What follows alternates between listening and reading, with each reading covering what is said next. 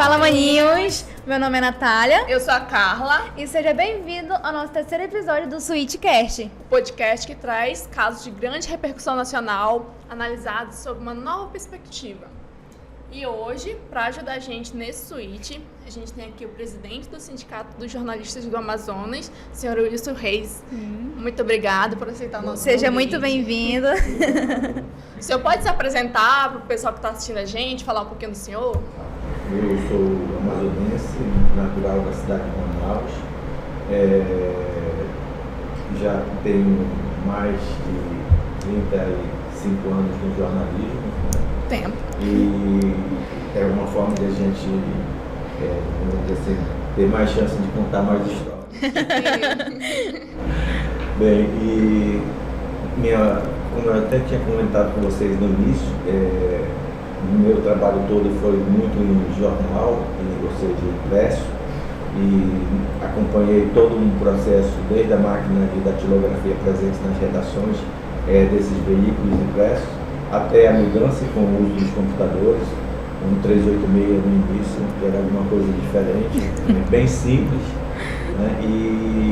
E também as transformações que foram ocorrendo a partir da inserção na formação de graduação de nível superior dos cursos de jornalismo no estado do Amazonas, né? Que infelizmente muito mais focado na cidade de Manaus, mas que representou com certeza um avanço na produção e na qualidade do jornalismo que a gente vinha fazendo. Então, não quero me alongar a esse respeito, mas isso teve impacto também no formato do rádio, porque foi sempre um formato muito forte, e eu acho que hoje ele ainda não perdeu, porque hoje o rádio se vê também, né? Sim. Continua. Acharam que ia acabar. A tecnologia ela foi adaptada e isso é importante, né? Porque você utilizou e o rádio continua com essa força, né? Nós temos Sim. visto aí a expansão de novas rádios, infelizmente às vezes muito só FM, né? Mas E de vários gêneros também. mas tem outros, né? E as rádios comunitárias tem uma trajetória legal aí, é muito próxima dos cursos de jornalismo no Brasil inteiro, e tem pessoas já com experiência para contar, no sentido de redescobrir coisas que já foram feitas, etc. E trabalhar isso, né, a favor da comunicação mesmo geral. Então, encerrando, hoje eu voltei à direção do Sindicato dos Jornalistas. Próximo ano termina o meu mandato. Não sei se vou continuar, espero que venha um outro grupo que possa dar continuidade ao trabalho, a gente quer, e claro, somado a novas propostas que um novo grupo sempre traz, mas que o vitorioso seja a categoria, e que essa interlocução que a gente está fazendo aqui com as instituições formadoras, no caso aqui a FAMETO, né? E o programa, né, Switchcast, ele permaneça e até possa crescer. Sim. É isso aí. Obrigada. E lembrando a vocês que esqueceram ou ainda não sabem, o nome do nosso podcast é chamado Switchcast, porque vem da palavra switch. É um jargão do jornalismo e significa que é uma sequência de um fato já noticiado, tem um novo desdobramento. E esse é o nosso intuito aqui, né? Apresentar um caso de grande repercussão nacional e analisar ele sob uma nova ótica, né? Uma nova visão. Então, o caso de hoje é um caso emblemático para o jornalismo. Sim. Natália, vamos relembrar o caso? É o Vamos. caso da Eloá Cristina Pimentel. Sim. Então, o caso da Eloá, da idade dela. A Eloá tinha 12 anos na época que aconteceu e o Lindenberg 19 anos. Quando eles começaram a se relacionar. Sim, verdade. E o caso aconteceu no dia 13 de outubro de 2008. O Lindenberg invadiu a casa da Eloá, né? Ela estava junto com os amigos dela fazendo um trabalho da escola. Ele invadiu por conta que ele não aceitava o fim do seu relacionamento com a Eloá. E foi aí que começou o cárcere privado, né? Dentro da casa da Eloá, do apartamento dela, em Santo André. Foi o caso mais longo, né, de cárcere privado em São Paulo, cerca de 100 horas. Então envolveu o jornalismo, envolveu polícia e toda a mídia ficou assim, eufórica, né? querendo dar aquele imediatismo da notícia do que estava acontecendo. Mas infelizmente, né, essa história não acabou com um final feliz que todo mundo queria naquela época. A Eloá, infelizmente, morreu com um tiro que o Lindenberg deu nela. E não só ela que foi ferida, mas sim a sua amiga, a Nayara, também teve um ferimento. E a Nayara, né, está viva, graças a Deus, né, felizmente ela está viva. E é isso, gente. A gente vai dar continuidade aqui da nossa história e vamos desenvolver ainda mais ela. Não, esse caso, infelizmente, ele é um retrato, né, do contexto social, sociocultural do país que a gente vive. Então, a gente vê ali que a Eloá tinha 15 anos, né, quando morreu. Ela se relacionava com o Lindenberg desde os 12 anos. Então, a gente já vê aí que já estava antecipando várias fases, né? Temos aí o risco de doenças sexualmente transmissíveis, de gravidez na adolescência, coisas que são muito comuns no Brasil. Temos aí a questão do feminicídio. Nosso país fica em quinto lugar, é o quinto no ranking mundial de feminicídios. Temos aí o problema também de homicídios no geral. O bairro que a Eloá morava era um dos mais violentos de Santo André. Então, ano passado, em 2021, foram 47.503 assassinatos. Ou seja, em média, 130 assassinatos por dia. Então, coisa. Realmente mostra aí, num só caso, um contexto muito realístico, né, verdadeiro do país que a gente vive. E a gente sabe, né, que existem muitas leis que envolvem essas situações, não só no direito, mas também nas questões éticas, né? Que nós, jornalistas, futuros jornalistas, temos que saber quando a gente vai fazer a cobertura desses casos, justamente para não acabar ferindo os direitos de nenhuma pessoa. E também avaliado que foi cometido naquela investigação, naquela notícia que deu maior repercussão no Brasil. Até mesmo no exterior ela foi noticiada. Então, a gente vê que esse quadro ele exigia uma certa sensibilidade, né, na abordagem. Senhor Wilson, como o senhor vê a atuação da imprensa nesse caso da Eloá? Eu acho que é um caso importantíssimo, né, pra gente. Ele demanda vários olhares, né, de forma diferenciada. Tem o aspecto policial, né, tem o aspecto do trabalho jornalístico em cima dele, como é que foi feito, foi realizado. Sobre a questão policial, eu li a esse respeito, acompanhei um pouco na época também, né, me interessei. Quero até falar aqui que foram quase 5 anos que eu passei trabalhando em página policial no jornal A Crítica, na cidade de Manaus, 4 anos e alguma coisa. E assim, a gente recém-formado na universidade, né, no caso a UFAM, foi de onde eu vim, a gente causa um impacto na gente, porque nós não conseguimos, vivemos numa mesma cidade, no mesmo estado, e não temos a dimensão da violência diária que existe dentro dela. Uma preparação. E aí, claro, nós vamos aprendendo meio que nas experiências que vai se tendo no dia a dia, mas de uma maneira geral, esses números que foi citado agora pela Carla, em relação à mulher, eles são assustadores, eles representam um terror à vida das mulheres, no Brasil, no mundo também, mas no Brasil, né, é o país onde eu moro, o estado do Amazonas é onde eu vivo, então eu não posso achar que esses números são muito consequentes, muito apenas só atestar que um dia a gente nasce e um dia a gente vai morrer, porque a gente quer viver a plenitude da vida. A gente quer, se você perguntar para uma pessoa, ela vai dizer, eu quero ser feliz. Ela não diz como. Qual é o maior, o que é que você quer na vida? Eu quero ser feliz. mais do que ganhar sozinho na loteria com um prêmio da Mega da Virada, por exemplo, entendeu? Não é o que vai apontar essa pesquisa, com certeza. E aí, o que é que entra do ponto de vista, o valor da vida é sempre superior, e nós como jornalistas temos que entender isso, às circunstâncias que estão colocadas.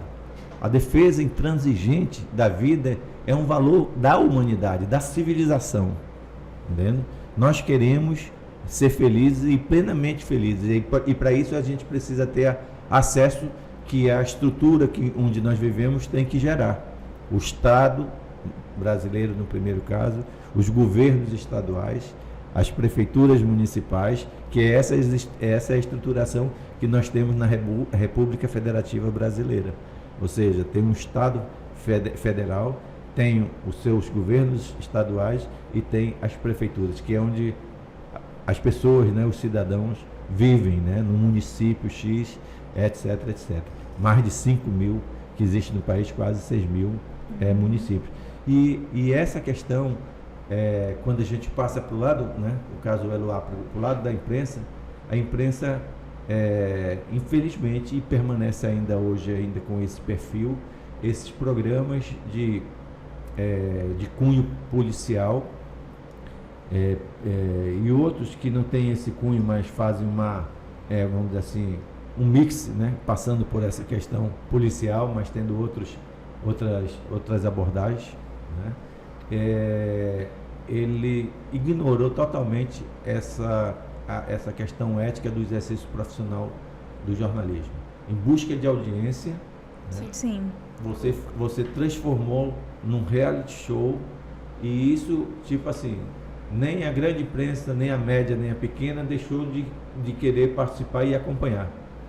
E assim, cresceu a audiência, porque tornou isso assim, informação diária, praticamente de hora em hora tinha um boletim, uma atualização uma do informação caso a respeito. E nós assistimos isso em reality shows, né? Ou se não é bem parecido, mas semelhante, em que a gente vê toda hora essas atualizações. Então, não dá para achar que, em nome da busca da informação, né, ou seja, para que a gente trabalhe um material para virar notícia, eu ignore a possibilidade de que esse meu trabalho vai colocar em risco a vida de outras pessoas. Sim. O jornalismo não pode ignorar isso. Nem a própria polícia, que está ali tentando negociar nesse caso, por exemplo, da Eloá, tentando negociar com o sequestrador, que era o ex-namorado dela, o Lindenberg. Sim.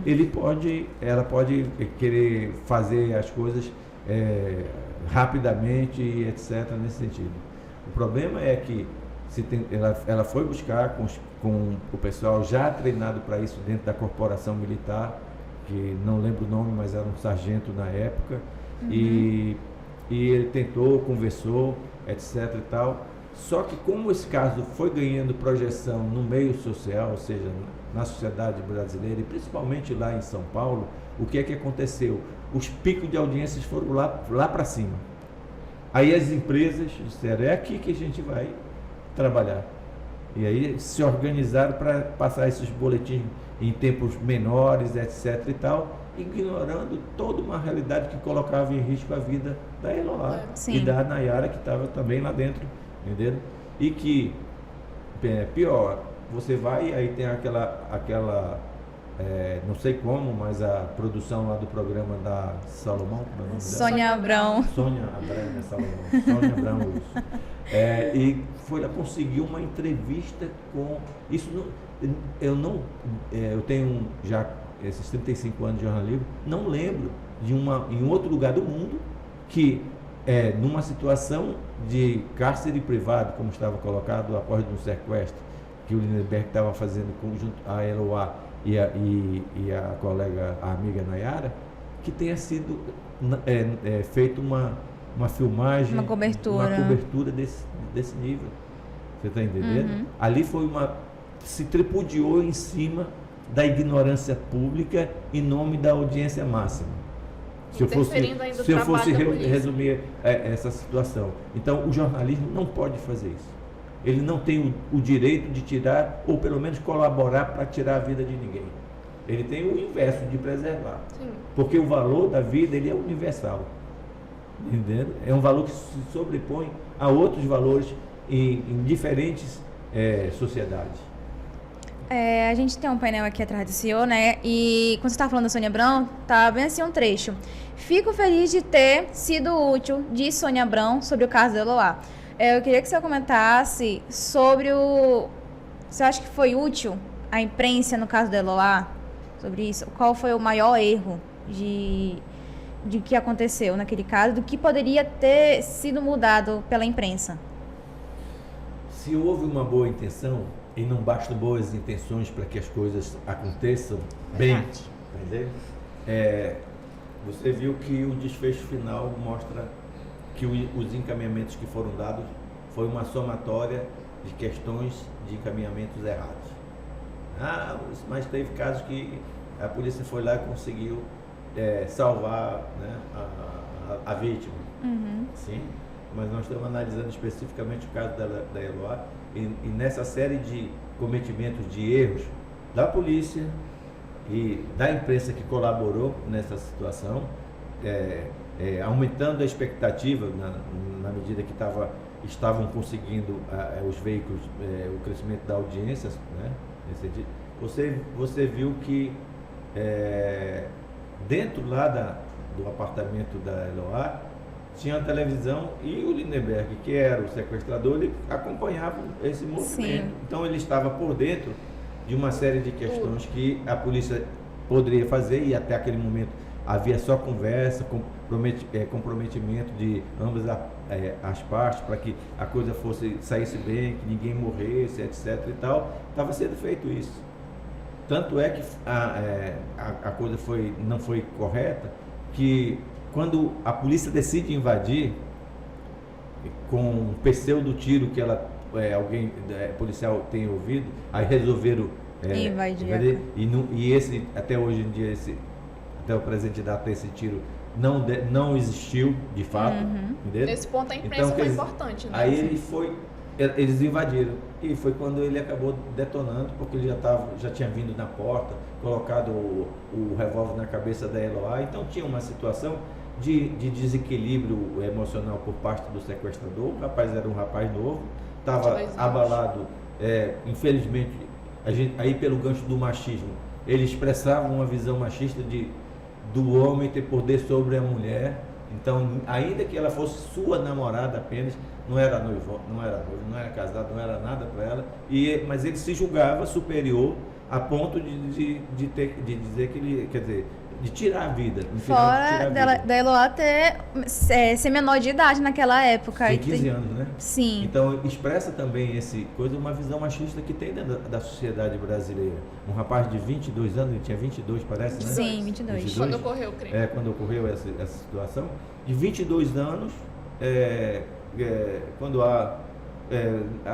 durante a adolescência e até o início da idade, da maioridade, você tem vários namorados, as namoradas têm, as meninas têm, os rapazes têm várias namoradas, e não pode se desenvolver essa visão de posse, mas tem que ser a visão de respeito. Sim. Mas Sim. numa sociedade machista é o inverso. Patriarcal, Aí é né? patriarcal, alguém entrar numa casa armado para tentar fazer valer a tua vontade, isso Como se a pessoa fosse uma posse dela. Sim, por isso se expressa a visão machista nesse caso, e a falta de respeito com a figura da mulher. Sim. Independente que seja uma jovem de 15 anos, né, e a gente diz, não tem nenhuma experiência na vida e tal, mas houve uma situação vamos dizer assim, em que os equilíbrios saíram, né, do controle. Então tudo ali podia acontecer um final feliz, e poderia acontecer o que aconteceu, que foi a situação ruim. Mas as ações que foram feitas, desenvolvidas, confirmaram que concorria para a questão do final triste, como aconteceu para a Eloá. A outra moça conseguiu sair, né, ela correu, Ainda teve, parece que uma volta, ela voltou, ela Sim. saiu, depois ela Sim. Saiu voltou. no dia Pra seguinte, renegociar ali todo. virou refém de novo. Olha, Sim. não existe isso. A polícia não pode deixar uma menor de idade ficar na frente para negociar. Como é? Ela já foi salva de uma situação que, ao invés de uma morte, poderia ter havido 2 mortes. Por outro lado, a imprensa já pegou ali uma reviravolta, né? Já estava fazendo um espetáculo desse caso, então quando a Nayara voltou, já foi uma nova cobertura massiva sobre... Sim, é como se fosse um folhetim policial, né? Que faz alguém que cria, né, personagens fictícios. Ali aí escreve e viaja na história dentro do que se propõe. Aí. Agora ali era a vida real. Vida real. Sim. Então com vida real não se brinca. E tem gente que normaliza a guerra, a briga, o uso de armas, né? E você estava falando nisso, eu lembrei de uma fala do psicólogo que estava também no programa da Sônia Abrão, né? Uma fala dele estava bem assim: eu sou muito otimista, espero que isso termine em pizza e em um casamento futuro entre ele e a namorada apaixonada dele. Então, ele normalizou uma coisa que estava entre a vida e a morte de uma pessoa. E ele botou o desejo. Sim. Ele tirou a realidade dos fatos e botou o desejo. Eu posso desejar, Natália, né? Sim. Natália, você seja feliz, encontre o príncipe encantado. Pode ser que ele não venha até no cavalo branco lá e tal, mas é desejo.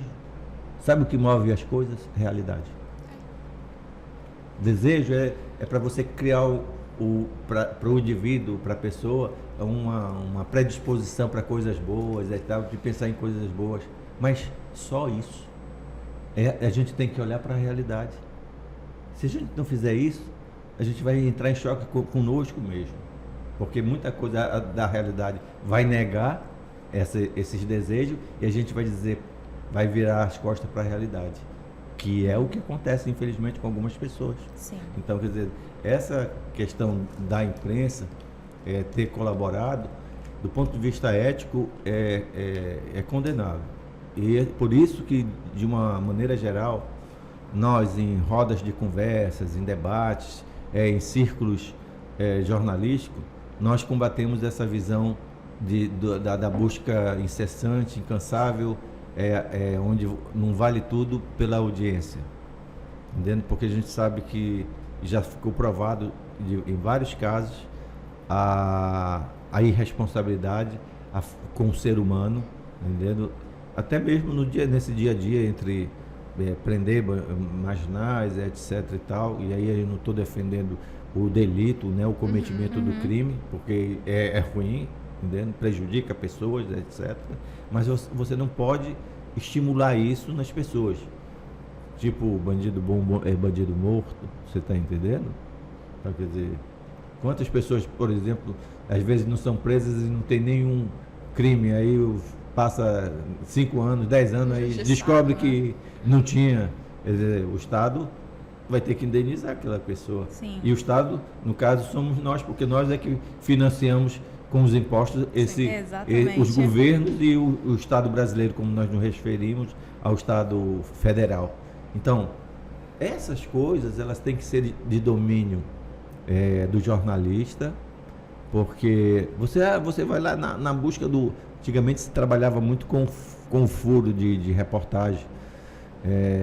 Eu acho que as novas tecnologias ajudaram nesse sentido, né? Então, socializa mais rapidamente, né, numa velocidade, determinadas informações que são trabalhadas, mas de uma forma geral, muita gente tem acesso, aí aquilo acaba, né? Então, antigamente você até conseguia um veículo conseguir determinada informação que os outros não tinham. Sim. Né? E sair com uma manchete num jornal, numa revista, num folhetim que seja, no outro dia, e ficar rindo da concorrência, como se diz. Mas hoje não existe mais. E acho que é um dado positivo. Um ou outro que ainda trabalha com essa visão do furo ainda, hoje, né, atualmente. Mas o jornalismo, ele tem, a gente sempre fala, ele tem que ser ético, ele está num tripé que a gente apoia, a produção jornalística. Ele tem que ser, essa produção tem que ter ética, ou seja, o profissional tem que, numa hora dessa, saber o limite, até onde ele pode ir, entendeu? ele tem que ter qualidade, ou seja, ouvir os vários lados de uma mesma informação, colocar várias pessoas com declarações, de preferência prós e contra, para que quem vai consumir essa informação possa formar, na verdade, opinião, e ele tem o interesse público, ele não seja direcionado para grupos, né, seja grupos políticos apenas ou grupos econômicos, mas é que ele tenha esse alcance maior de interesse para o conjunto da sociedade, para a população de uma maneira geral. Então, ele se apoia nesse tripé que eu acabei de falar. E a questão do respeito e a defesa da vida está intrínseco em relação a estabelecer limites nessa cobertura jornalística. O que foi feito no caso do Eloá foi algo criminoso por não respeitar o direito à vida, porque estava colocada naquela circunstância essa possibilidade. Aí somou-se a isso essa postura equivocada, errada por parte da imprensa, a inabilidade da polícia em tentar invadir e num momento em que ele alega ter ouvido um tiro e que não ficou comprovado e que resultou, né, nos tiros que deu o Lindenberg contra Eloá. Sim. O senhor acha que a mídia encorajou nas ações do Lindenberg? Ela deu munição, porque ele estava vendo a situação que estava ganhando proporção e interesse da sociedade ali sobre o caso. A gente nunca sabe, numa pessoa que emocionalmente desequilibrada, independente que ele não tinha praticado nenhum crime até então, mas estava abalado pela separação, vivia atrás da Eloá na saída do colégio, não sei por onde ela andava. Tanto é que os pais da Eloá, pelo que eu li nas narrativas aí, no dia até falaram, acho que não sei se foi o irmão dela, para não abrir a porta de jeito nenhum. Caso ele aparecesse por lá. Se ele aparecesse por lá. Então, os pais estavam mais ou menos... já ciente da situação que poderia acontecer. Exatamente. Então, tinha toda uma situação em que há essa possibilidade, como esse caso pode se repetir hoje, entendeu? Em algum lugar se repetir. Não é porque relacionamentos são desfeitos. Tá entendendo? Principalmente, volto a dizer, nessa fase da adolescência, pré-adolescência, até a maioridade. Achar que eu vou me casar com quando o meu namorado tem 15 anos, pode até acontecer, entendeu? Mas não é um fato que está sendo colocado, porque hoje a tendência do mundo moderno é que as relações sejam mais frágeis e não mais fortalecidas. Sim. Então você cria predisposição para uma outra situação. Então que possamos aprender a lidar com essas fragilidades, ou seja, com as consequências que essas fragilidades trazem em si, porque você tem um estímulo ao individualismo, você tem um estímulo numa sociedade em que não há muita oportunidade e as pessoas disputam espaços no campo cultural, no campo econômico, no campo do trabalho, em todos os campos, e você vai criando, sem se perceber, uma postura de que... Agora eu lembrei de uma expressão, de um ditado popular, quando tem a história quando a farinha é pouco, pirão primeiro para mim. Você está entendendo? Ou seja, eu não quero saber dos outros, eu vou sobreviver, que os outros que dêem o jeito. Você está entendendo? Então, a gente tem que, enquanto cidadão, enquanto pessoa, enquanto professor, estudante, seja quem você ocupe aí uma atividade profissional, a gente tem que sim cobrar das autoridades para que existam políticas públicas onde é possível criar essa resposta e tentar também trabalhar isso nos locais onde no local de trabalho, na universidade, na faculdade, essas questões, porque tem muita gente que a gente pensa que possa ter uma mente evoluída e moralmente ela é muito atrasada e isso vai se expressar na aproximação do relacionamento. Quando a gente começa a viver, entendendo? Aí você vai verificar como questões que vão atrapalhar num relacionamento, elas aparecem de forma, às vezes, com uma força muito grande. Que foi o caso, inclusive, do Lindenberg. Ele nunca tinha tido nenhuma postura muito agressiva, mas ele foi se tornando agressivo. A gente vê que ele, na verdade, ele gostou da atenção que ele estava recebendo da mídia, Sim, né, dos verdade. veículos. Então, parece que assim, ele chegou ele começou a se sentir o centro, né? Das atenções. Ganhando a centralidade do problema e havendo um massageamento do ego, né, individual dele. Eu não sou psicólogo para afirmar, mas assim, é o que deixa transparecer também nesse episódio, é que ele vai vendo bem, parece que eu sou o cara aqui importante. E ele falou isso, a Nayara revelou numa entrevista, né? Dizendo que ele dizia que ele era o cara, ele era o gato do gueto. E ele até citou o caso do ônibus 174, né? Que aconteceu no Rio de Janeiro em 2000. Então ele já estava ali percebendo que aquilo era um espetáculo.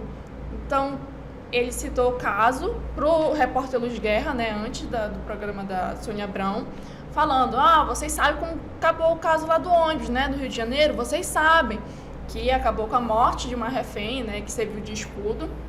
O policial acabou errando o tiro e matou a refém. Então a gente vê ali que na própria mente dele, ele mesmo já estava espetacularizando toda a situação. Sim, e a imprensa tem um setor que defende essa espetacularização, infelizmente. Sim. Tá entendendo?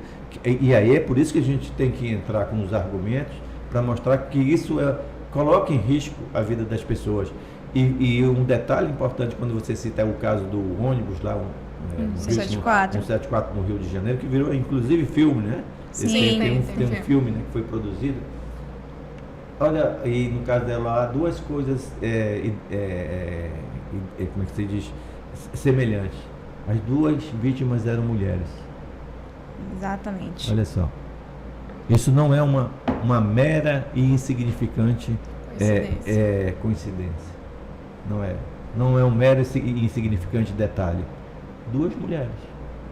Você está entendendo? A outra lá parece que era mais velha do que a Eloá, que morreu no sequestro do ônibus no 74, mas as duas mulheres. Então, a violência urbana, principalmente, porque no campo também tem violência, mas a violência urbana me parece que foca muito também contra as mulheres, está focada muito contra as mulheres.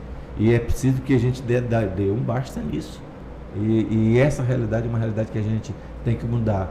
Porque no caso da Eloá, há uma mistura ali do problema do machismo em relação à mulher, há um problema do descontrole emocional que o Lindenberg vai avançando, há um estímulo errado que foi dado pela mídia em torná-lo uma referência ali naquele momento, e a gente não sabe o que isso desperta dentro do ser humano para outras coisas, inclusive.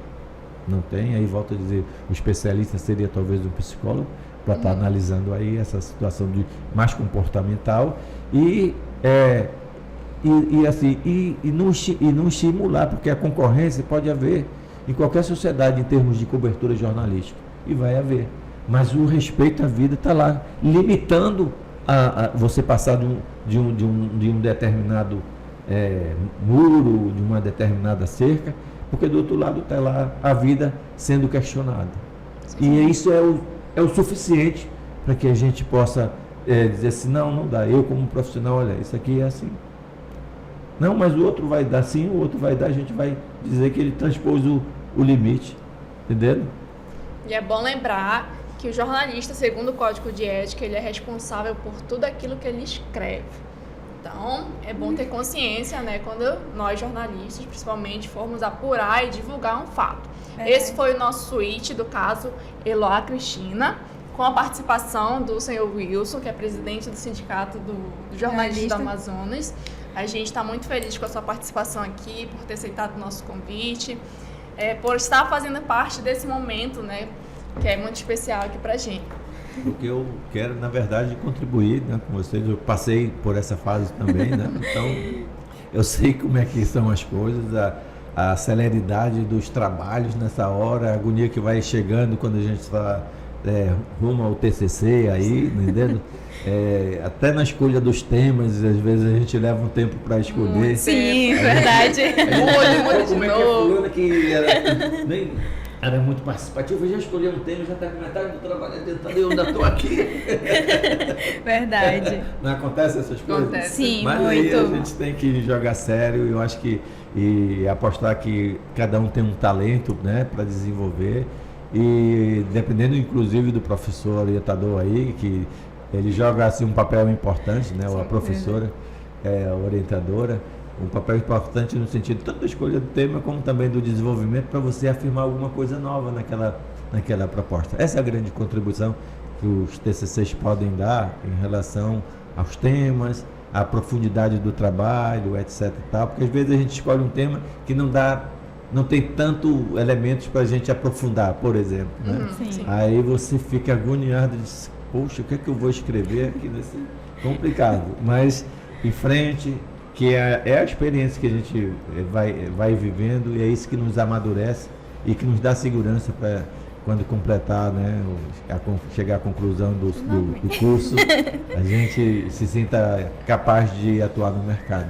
Então, aguardado o momento. Então, estamos finalizando por aqui. Verdade. Nosso terceiro episódio do Switchcast. E esperamos vocês já No próximo no próximo episódio. episódio.